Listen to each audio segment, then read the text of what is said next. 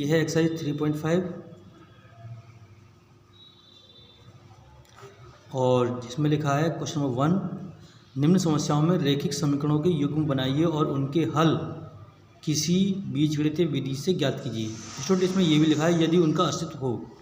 तो स्टूडेंट अस्तित्व जो होता है वो हमेशा प्रतिच्छेद रेखा में होता है, प्रतिच्छेद, ठीक। अब जैसे हमारे पास इनका जो रेशो होता है A1/A2 इक्वल्स टू B1/B2, यानी कि जो क्रॉस करते हैं एक दूसरे को, तो ही इनका मान निकलेगा। अगर इसमें है यानी कि A1/A2 not equal to B1/B2, तो ही प्रतिच्छेद रेखा होंगी। और यदि प्रतिच्छेद हैं तो वो हमारी क्या होंगी, उनका अस्तित्व होगा। तो ये स्टूडेंट हमें सॉल्व करना है, ये कंडीशन फॉलो होनी चाहिए, ठीक। अब क्वेश्चन नंबर 1 में जो इसका फर्स्ट क्वेश्चन है, इसमें लिखा है एक छात्रावास के मासिक व्यय का एक भाग नियत है यानी कांस्टेंट, यानी कि ये कभी या तो घटेगा नहीं बढ़ेगा नहीं, ठीक है। और इसमें लिखा तथा शेष इस पर निर्भर करता है कि छात्र ने कितने दिन भोजन लिया है। जब एक विद्यार्थी ए को जो 20 दिन भोजन करता है उसको 1000 रुपये छात्रावास के व्यय के लिए अदा करने पड़ते हैं, जबकि एक विद्यार्थी बी को जो 26 दिन भोजन करता है छात्रावास के व्यय के लिए 1180 रुपये अदा करने पड़ते हैं। नियत व्यय और प्रतिदिन के भोजन का मूल्य ज्ञात करना है स्टूडेंट, ठीक है स्टूडेंट। माना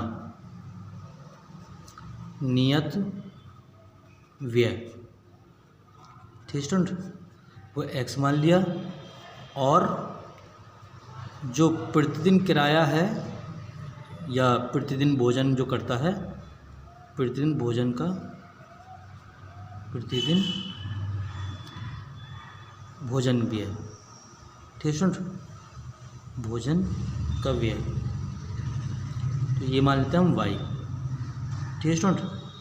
अब स्टूडेंट हमें करना क्या है, इनको सॉल्व करना है। तो फर्स्ट कंडीशन में इसने बोला है हमसे,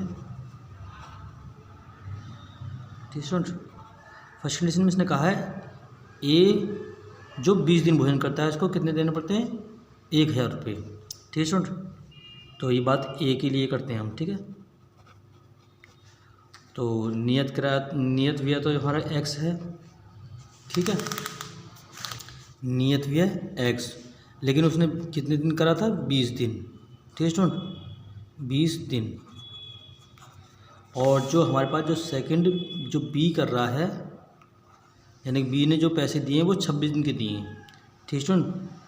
बी के लिए यहाँ करते हैं, इसने 26 दिन के पैसे दिए, वो भी कितने, 1180 रुपये, ठीक स्टूडेंट। तो 20 दिन के इसने पैसे दिए थे ए ने, वो दिए थे हमारे पास कितने, 1000 रुपये, ठीक स्टूडेंट। 20 दिन का किराया कितना हुआ, वाई, यानी कि भोजन का, वो हुआ हमारे पास 1000 रुपये, जैसा कि इसने बोला है।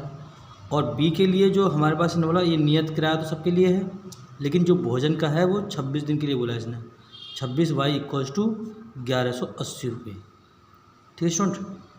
अब स्टूडेंट हमारे पास समीकरण आ चुके हैं, समीकरण 1, समीकरण 2, ठीक है स्टूडेंट।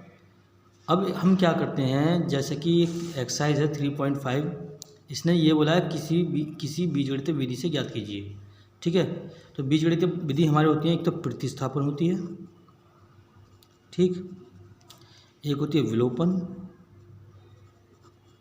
ठीक, एक होती है वज्र गुणन, ठीक है स्टूडेंट, वज्र गुणन, ये जय है, ठीक, वज्र गुणन। तो ये भी हम सीख चुके हैं, ये भी सीख चुके हैं, अब हमें इस पर ट्राई करना है, ठीक है स्टूडेंट। तो हम क्या करते हैं, एक सिंपल सा फार्मूला लगाते हैं इसमें, या सिंपल तरीके से ऐसा करते हैं।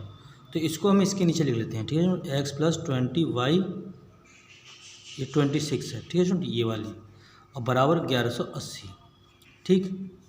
अब स्टूडेंट हमें क्या करना है, हम इसको सॉल्व करने के लिए एक इजी मेथड से इसको x लिखेंगे और यहाँ y लिखेंगे और यहाँ -1 लिखेंगे, ठीक है स्टूडेंट। हमें इतना करना है इस सवाल में कुल। अब उसके बाद हमें इस तरह से मेथड लेना, देखो पहले तो एक डंडा यूँ खींचना, तो हमें x पर हाथ रखना है, x के नीचे जो भी लिखना हो।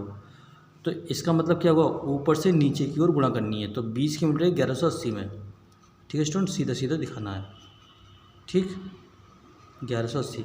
लेकिन स्टूडेंट इसमें सबसे पहले एक्स वाई लिखने के बाद माइनस तीनों में माइनस जरूर लगाना है, ठीक है।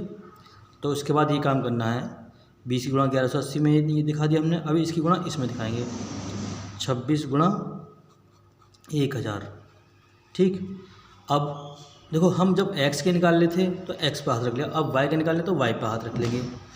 तो अब हम क्या करेंगे, नीचे से ऊपर की ओर गुणा करेंगे, ठीक है। तो नीचे क्या है, यहाँ 1, x के साथ 1 ही है, तो 1 की मल्टीप्लाई 1000 में होगी, ठीक है स्टूडेंट। और बचा क्या, इस ये 1 बचा, 1 की मल्टीप्लाई 1180 में होगी, ठीक है स्टूडेंट, हो जाएगा। उसके बाद ये -1 कांस्टेंट वैल्यू है, तो कांस्टेंट नंबर ये है हमारे पास। अब क्या करते हैं स्टूडेंट, ऊपर से नीचे की ओर गुणा करते हैं। तो x के साथ क्या है 1, तो 1 की मल्टीप्लाई 26 में होगी, ठीक। उसके बाद इसकी मल्टीप्लाई इसमें होगी, तो 1 की मल्टीप्लाई 20 में, ठीक है स्टूडेंट। अब हमें क्या करना है, आगे देखिए, इनको सॉल्व करना है, बस इतना ही करना है, ठीक है। तो 20 की गुणा 1180 में होगी, तो 2 तो 0 आ ही जाएंगे हमारे पास, ठीक। अब 8 दूनी 16 का 6 और 11 दूनी 22, 22 और 1 23, ठीक है स्टूडेंट, माइनस, और ये होगा 26 से कम 26, तो ये हो जाएगा 26,000, ठीक, बराबर y बटे 1 की गुणा 1000 में कर तो 1000 आ गया ये, ठीक है स्टूडेंट। और इसमें 1180 आ जाएगा, ठीक, बराबर -1, और ये 26 माइनस 20, ठीक है स्टूडेंट। तो ये x बटे, ठीक है स्टूडेंट, यहाँ से हमारे पास ये 23,000 ज़्यादा है, 26,000, तो 26,000 ज़्यादा है, तो 26,000 में से ये 23,600 हमें घटाना है, तो 0 0, ठीक। और हमारे पास यहाँ 10 में से 6 गए तो 4, ठीक।